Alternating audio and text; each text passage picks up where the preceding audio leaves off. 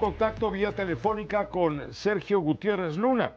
Él es vicepresidente de la Cámara de Diputados, quien hizo una propuesta de último momento en relación con eliminar la palabra no al artículo cuarto transitorio para abrir la puerta a la reelección de los actuales magistrados electorales. Sergio, muy buenas tardes, gracias por aceptar la llamada. Buenas tardes, Pepe, un gusto saludarte a ti y a tu auditorio. Igualmente, ¿por qué subiste esta moción de decir no al artículo cuarto para abrir la puerta a la reelección de los actuales magistrados? Hace un momento comentábamos con Luis Carlos Ugalde que si no se trata entonces de garantizar la compra del árbitro para que arbitre a conveniencia del poder.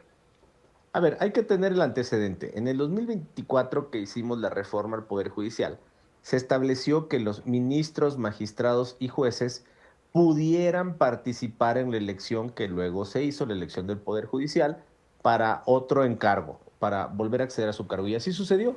Hubo ministros que participaron en la elección, hubo jueces que participaron en la elección y hubo magistrados que participaron en la elección.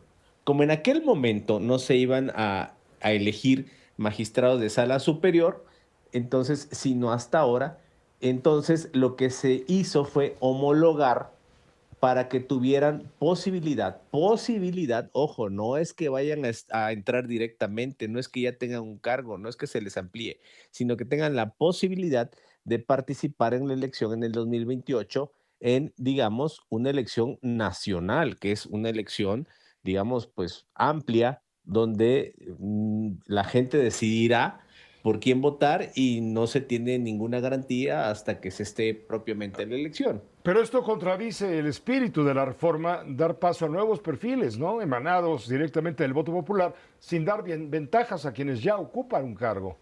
Recordemos que ya hay dos nuevos perfiles que se eligieron y quienes están en el régimen transitorio. Es un régimen transitorio, es decir, no es digamos, la ley ordinaria, sino solo es la posibilidad, como se hizo en la elección anterior del Poder Judicial, para que puedan ellos acceder. Y de esa manera que todos los integrantes del Poder Judicial tengan los mismos derechos.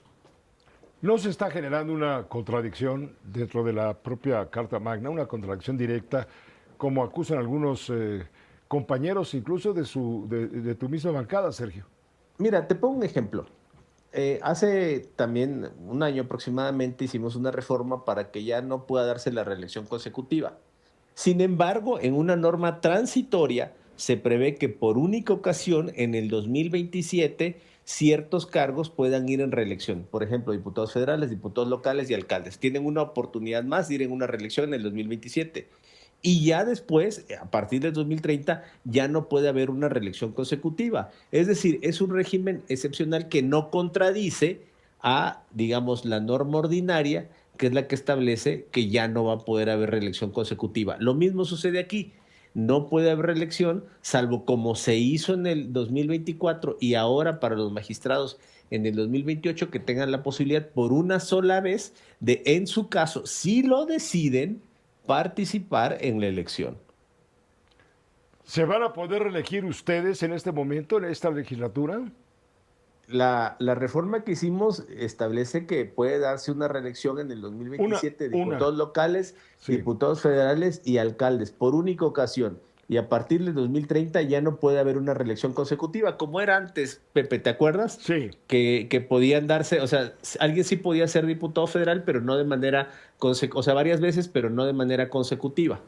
Sí, no, varias veces, varios destacados políticos en las épocas de antaño estaban un periodo sí, un periodo no, luego se iban al Senado, regresaban a diputados y así se la pasaban, viviendo del presupuesto para no vivir en el error, ¿te acuerdas?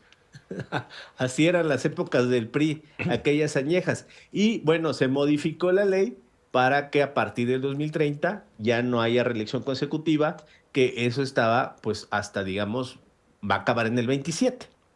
Ahora dime una cosa, ¿por qué estamos tratando de entender por qué Ricardo Monreal pidió hoy retirar del dictamen de reforma en la parte donde se hablaba de anular elecciones por injerencia extranjera, por decirlo en pocas palabras? ¿Por qué de pronto vino esta idea? ¿Qué es lo que está pasando? ¿Qué vieron? ¿De qué se dieron cuenta? Ojo, ese tema de nulidad de elección por intervención extranjera estaba en 2 dictámenes. Uno, para reformar la Constitución, y ese lo aprobamos, y un segundo que era para ajustar la ley con base en esa reforma constitucional. ¿Qué se privilegió? Bueno, pues que se apruebe primero la reforma constitucional que ya pasó al Senado y que después se analice la reforma legal. Pero la reforma constitucional en materia de establecer nulidad de elección por intervención extranjera sí se aprobó en la Constitución. Correcto, pero va a quedar como un florero mientras no haya leyes No, no, no, no, secundarias. no, no, no, no.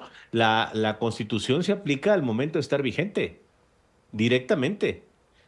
Una norma constitucional al estar vigente tiene aplicación. Si le falta la ley secundaria, quien la interpreta o el juzgador que la interpreta o el operador jurídico que la interpreta tiene la obligación de aplicarla. Sergio, la reforma a la reforma electoral busca fortalecer la integridad de las elecciones, pero deja sin atender con la misma claridad uno de los factores internos que más ha afectado los procesos locales, los procesos, yo digo, regionales, ¿no? Que es la intervención del crimen organizado. ¿Qué hay al respecto?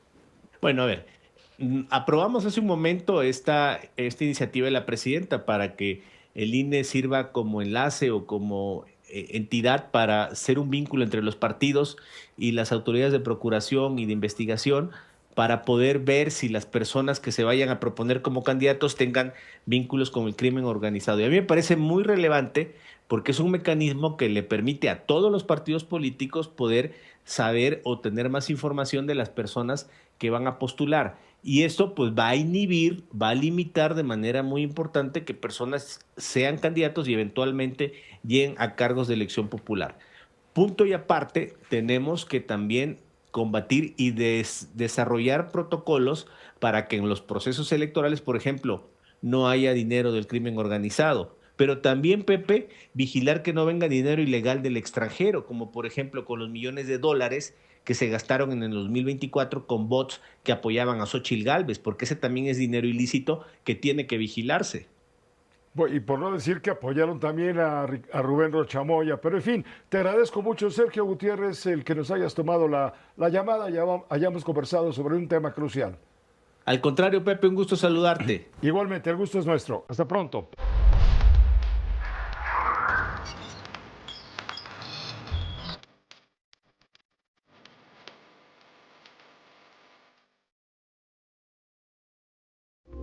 Esta fue una producción de Grupo Fórmula. Encuentra más contenido como este en radioformula.mx.